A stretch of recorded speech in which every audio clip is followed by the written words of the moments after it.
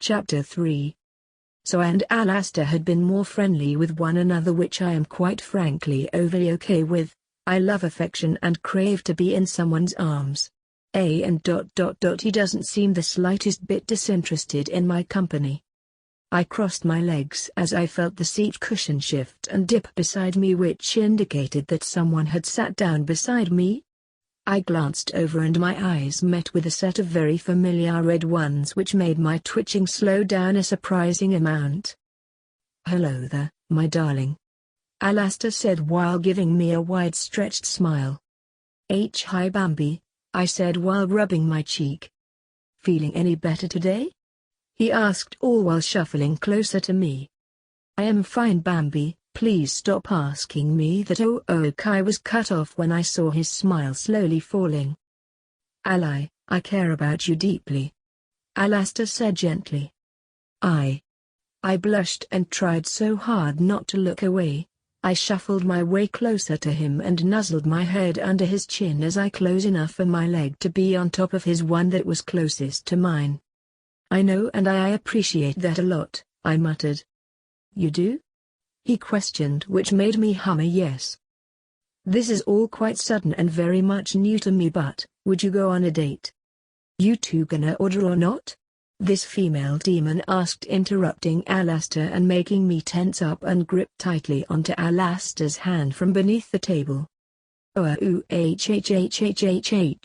Did I interrupt ya two or something?" she said, obviously not giving two shits about our answer. "Just fucking answer, would ya? I don't have all night, she said, getting annoyed. "Watch your language, PL, please," I stuttered out, causing her to scowl. I yipped and closed my eyes tightly. Alastor smiled as wide as he could at the waitress and tilted his head ever so slightly. "You should watch your actions, miss. I would be more than happy to rearrange your whole internal system for you." The female backed away and soon enough just walked off and away from us. "Are you okay, my darling?" Alastor asked me as he turned his body to fully face me and placed a hand onto my cheek, caress it and gently rubbing his thumb across my cheek.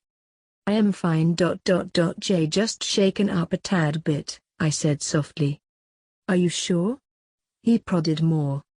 No. I sniffled and tears threatened to fall. "Let's just go home, my dear. I can get you some hot cocoa," Alastor said, trying to edge me some. "And some cuddles?" I asked with my ears perked and a small as fuck smile on my face while sporting a nice blush. Alastor blushed lightly and nodded 3 times. "Yes, my darling, with some cuddles, but only if we get home now," he said, and I nodded quickly and he chuckled. "Let's get going then, shall we?" Alastor stood up and offered me his hand, which I took, and we walked out hand in hand, walking close to each other. I leaned against him with our fingers entangled with a firm grip. "What were you trying to say back in the B-bar?" I asked. Alastor blushed and looked to the side. Would you be the Steve to my Adam?" he asked with a twitching smile ever so slightly. I failed at suppressing a chuckle at his lil saying he did there. He seemed to blush even more and finally look me in the eyes. "Yes.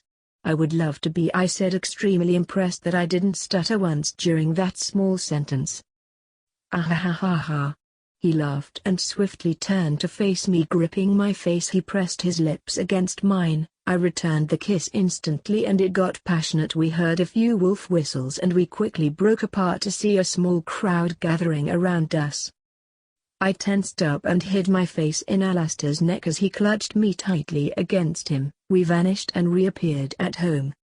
As promised, I got some hot cocoa and then some cuddles, which I loved very much. We both were cuddled up in each other's embrace in front of the fire with 2 cups of hot chocolate in front of us on the hard polished wooden floor, sharing kisses and pillow talking lovingly. Who would have thought that I would have fallen in love with myself?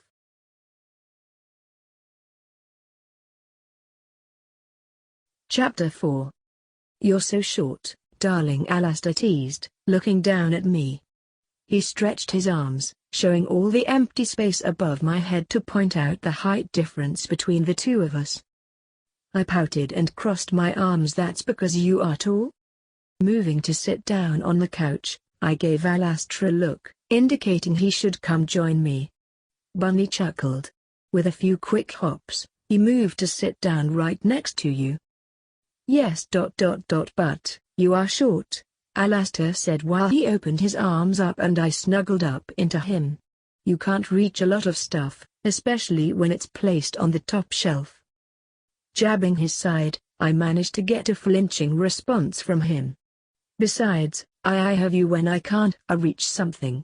I'd appreciate your help more if you teased me less about my height, though. I'm not that short either. Alastor chuckled, gently running a hand through my blue hair. I know, I'm sorry, love. You're just fun to mess around with though, I don't mean to hurt your feelings. I know, Bambi. Silently appreciating each other's presence for a bit, I felt like nothing in the world could compare to this feeling. These were one of the rare moments I got to spend with Alastor, uninterrupted and blissful. The comments made by Alastor stuck in my mind for a bit.